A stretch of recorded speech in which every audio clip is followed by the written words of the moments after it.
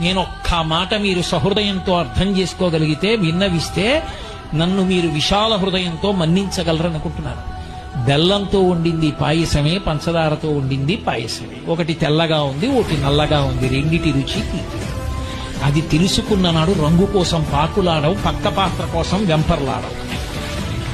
నాలో కనపడనిది ఏది సీతమ్మలో కనపడి నువ్వు చచ్చిపోయావురా, నీ విర్రి కామానికి ఏం చేశావో తెలుసా రావణ అని అడిగింది.